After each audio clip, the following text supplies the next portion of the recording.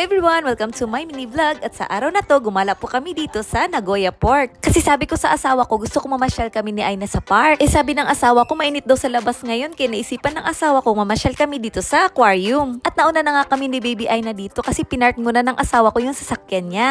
Kasi medyo malayo yata yung parking at mainit sa labas. At habang hiniintay namin yung papa niya, inaaliw ko muna si Baby Aina. At dumating na rin yung papa niya at bumili na rin kami ng ticket. At dito na lang daw kami ni Baby Aina maghintay sa may malaking electric fan. Kasi yung asawa ko na lang daw yung bibili ng ticket namin. At yung bayad pala ng adult dito ay 2,030 yen per person. At pagpasok pala namin, nakita namin agad tong dolphin. Kaya pinalapit namin si Baby Aina. At ayan, si Baby Aina nagugulat siguro siya sa mga nakikita niya. At kinarga ko na nga si Baby Aina para makita niya ng malapitan yung mga dolphin. Ang sarap talagang pagmasdan ng mga dolphin. Ang gaganda nilang tingnan. Nakapunta na talaga ako dito noon. Syempre, andito si Baby Aina. Kaya ginagala talaga namin para makita niya yung mga isda. At alam nyo ba, sobrang daming tao nung araw na yan. Kasi siguro sobrang init sa labas kaya dito sila gumala. At yung asawa ko naman inaayos niya yung electric fan na nabili namin para kay Baby Aina. Para mahangina naman si Baby Aina kahit nasa loob kami. At dito naman sa kabila nakita namin si Sachi, yung killer whale. At kinarga talaga siya ng papa niya para makita talaga ni Baby Aina. Nakakatuwa nga si Baby Aina kasi pag nakikita niya yung mga malalaking isda, nagsasabi siya ng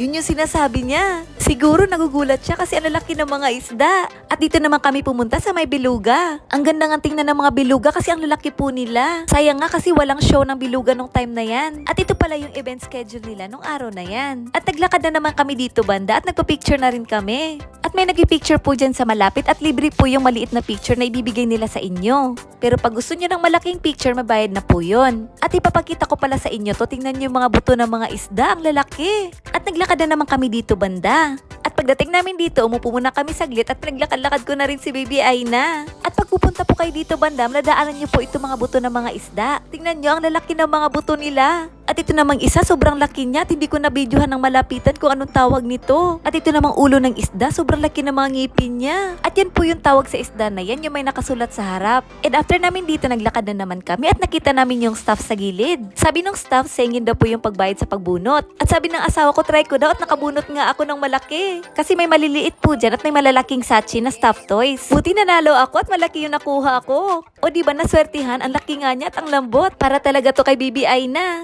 At dito naman sa aquarium may maliliit na iba't ibang klaseng mga isda. Ang ganda nga nilang tingnan kasi ang liliit at may iba't ibang kulay pa. At si Baby Aina tuwang-tuwa nung tinitingnan niya.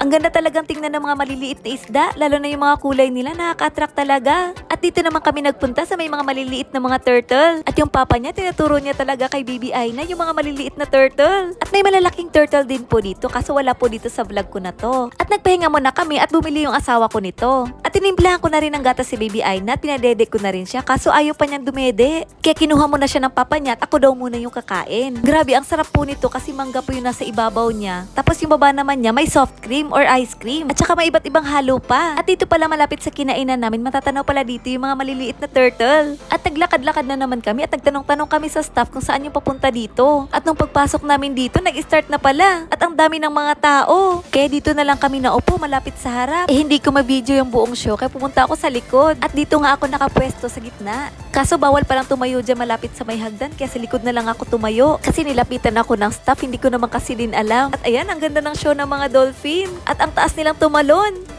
Ang sarap talagang panoorin ng mga dolphin kaso nakatayo lang talaga ako dito. Naghahanap nga ako ng upuan sa taas kaso ang dami ng mga tao. May upuan nga ako nakita kaso sa mainit naman banda. Kaya dito na lang talaga ako tumayo. At nagulat ako sa asawa ko, lumapit din sa akin. At dito na nga kami nanood ng show sa likod. Nagulat nga ako sa asawa ko, ang basa na niya ng pawis at si Baby Aina din, basang-basa din ng pawis. At pagkatapos ng show, pumasok na rin kami sa loob. At nakatulog na nga si Baby Aina at inaayos ng asawa ko yung electric fan ni Baby Aina. At dumaan pala kami dito at nakita ko ang laki ng alimango. At ito naman, nagtanong ako sa asawa ko. Sabi niya, ito daw yung sinusuot nung unang panahon pag lumulusob ka sa ilalim ng dagat. At dumaan naman kami dito at makikita niyo mga iba't ibang klase mga isda dito sa ibabaw. At dito naman sa gilid may nakita akong manta ray. Ang ganda niyang tingnan. At ito naman, kakaiba yung itsura ng isda na to, kay binidyohan ko talaga. At pagkatapos namin dito, lakad na naman kami. Gusto kasi namin puntahan yung may mga penguin. At pag dumadaan kami ng hagdan, binibitbit na lang talaga namin yung stroller para mabilis. At nakarating na rin kami dito sa may mga penguin. At tingnan niyo yung mga penguin, ang bilis nilang lumangoy. At sobrang lamig po dyan sa aquarium na yan kasi nasa malamig na temperatura kasi nakastay yung mga penguin. At pumunta na naman kami dito at nagpahinga para painumin ng gatas si Baby Aina. At pagkatapos namin painumin ng gatas si Baby Aina, umuwi na rin kami.